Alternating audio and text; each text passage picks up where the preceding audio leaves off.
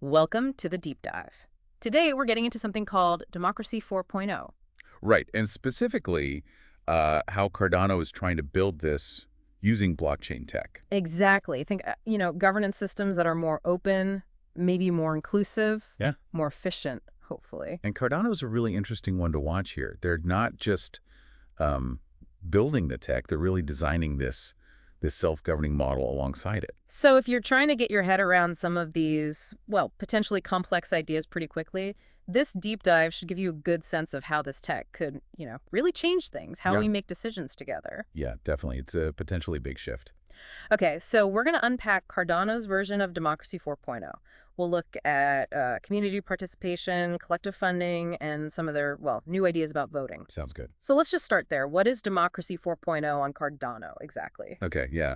So at its core, it's really about moving away from, the old ways, centralized, sometimes bureaucratic systems, and moving towards a model that's run by the users themselves, basically on the Cardano blockchain. So the people actually using it get a say.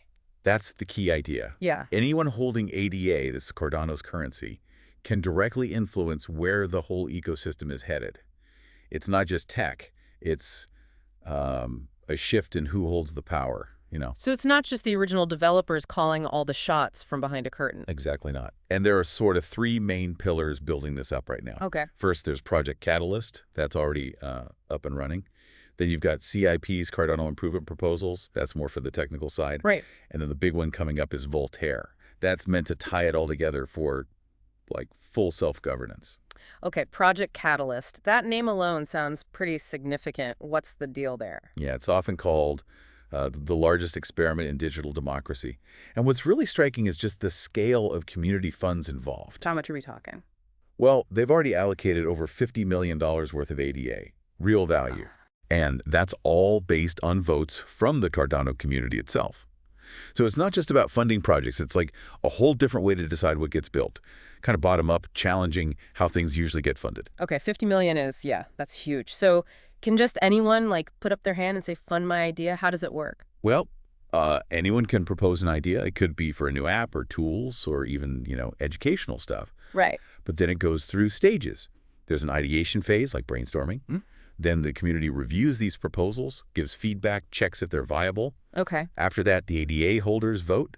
They decide which projects get the funding, and then the approved ones get implemented. So it's a clear process. So the community directly decides who gets the money. That's decentralized power right there. Okay, now you mentioned CIPs too. How do they fit into this picture?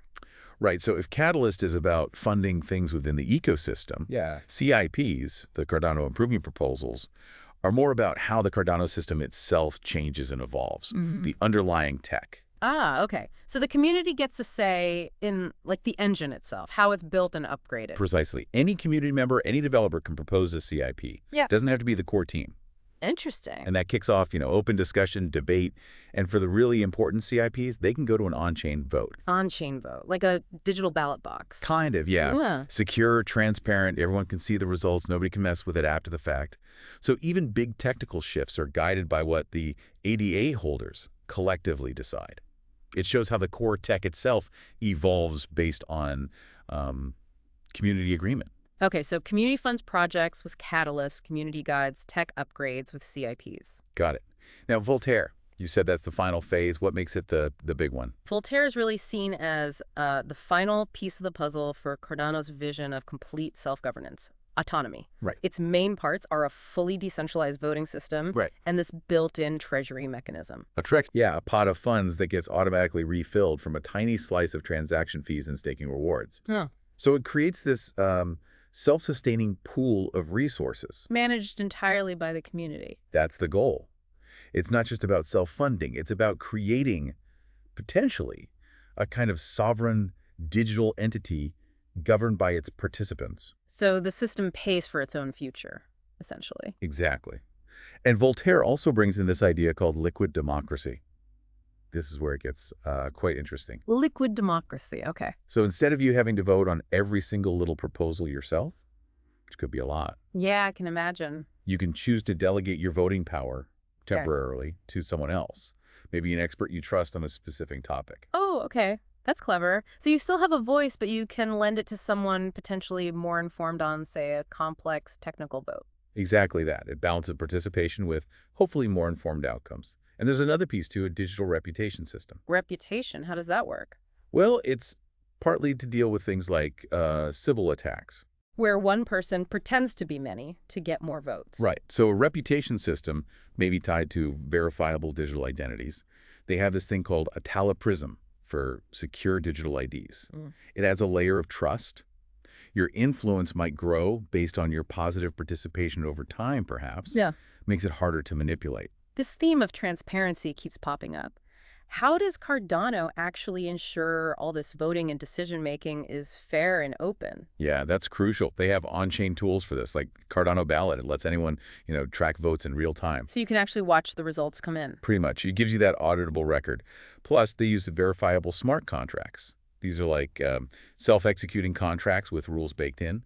They ensure the voting rules are followed fairly and the results are recorded accurately on the blockchain. No backroom deals. It's all out there. Right. Okay. So what's the timeline for all this? When do these pieces actually come online? Short term, medium term? Okay, so short term, thinking like the next year or two, we'll likely see Project Catalyst just keep growing. More funding rounds, more people getting involved. Makes sense. And the initial bits of Voltaire, especially the core on-chain voting stuff, that's a near-term goal too. Plus, just more CIPs being used for ongoing tech improvements. And looking a bit further out, say 3 to 5 years. In that time frame, I think we'd expect to see that reputation system getting fleshed out, something based on actual participation.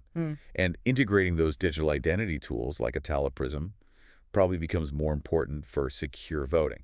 And liquid delegation, that ability to delegate votes, should become, a more standard feature people actually use. And the really long-term picture, 5 years plus, what's the ultimate dream here? The big goal, the long-term vision, is 100% autonomous governance. Meaning Meaning the Cardano network runs itself, makes its own decisions, funds its own future, without needing the original companies, like IOG or Emergo, to step in. completely self-sufficient. Yeah, a self-sustaining funding model from the treasury, for apps, for developers, all managed by the community. And scaling it globally, potentially millions of active voters. It's ambitious, for sure.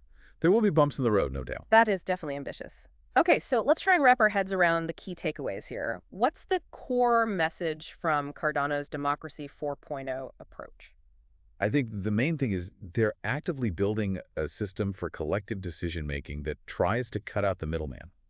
The traditional gatekeepers. Right. Through Catalyst, they're showing this merit-based funding model in action. Yeah. And the transparency built into the blockchain, that's key for trust. It makes censorship and manipulation much harder. So why should someone, say, outside the crypto world care about this? What are the broader implications? Well, connecting it out, what's really interesting is how this model could potentially inspire changes elsewhere. Like beyond blockchain. Yeah. Could governments, could big organizations learn from this? Could they adopt more open participatory systems using similar principles? Cardano's experiment, successful or not in the long run, could offer a kind of blueprint. A blueprint for using tech to empower communities, maybe. Exactly. It really opens up questions about how we govern ourselves, online and maybe even offline too. Absolutely. Well, this has been a fascinating deep dive into Cardano's Democracy 4.0. We've touched on Project Catalyst, the real-world funding experiment, The technical evolution through CIPs. and that future vision of total self-rule with Voltaire. Yeah. Yeah. And maybe one final thought for you to chew on as you process all this. How might these kinds of decentralized governance models, the ones being pioneered by Cardano and others, actually reshape things beyond just tech projects? You mean like broader society? Right. How could they reshape our fundamental structures or decision-making processes in the coming years? That's the really big question, I think.